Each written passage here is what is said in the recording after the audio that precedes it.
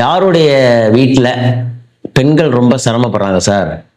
அதாவது இந்த கண்டென்ட் என்னன்னா, இந்த டாபிக் என்னன்னா, யாருடைய வீட்டில் சார் பெண்கள் எங்கள் வீட்டுக்கு வர்றாங்க, கல்யாணம் ஆகி கொஞ்ச நாள்ல கோச்சிட்டு போயிடுறாங்க, எங்கள் அம்மா காலத்துலேருந்து, எங்கள் தாத்தா காலத்துலேருந்து, எங்கள் பாட்டி காலத்துலேருந்து இந்த மாதிரிலாம் இருக்குது அப்படின்னு சொல்கிறாங்கன்னு வச்சுங்களேன்.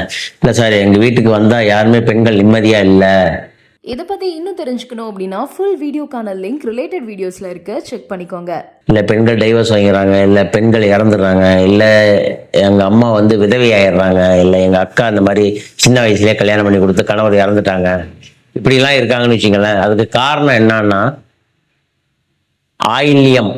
நல்லா நோட் பண்ணிங்க, எல்லார் ஜாதகத்திலையும் நீங்கள் செக் பண்ணிக்கலாம். யாருடைய ஜாதகத்திலேயாவது ஆயில்யம், கேட்டை, ரேவதி இந்த 3 நட்சத்திரத்தில் ஏதாவது ஒரு கிரகம் இருந்து தசை நடத்தினா இந்த பிரச்சனையை ஏற்படுத்தும்.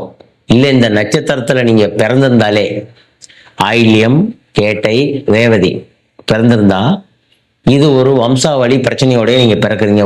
உங்கள் குடும்பத்தில் ஒரு கர்மா பலனை யாருக்கு இறக்கி வைக்கணும்னு பார்க்கணும்னா இந்த நட்சத்திரக்காரங்களும் இறக்கி வைக்கும்.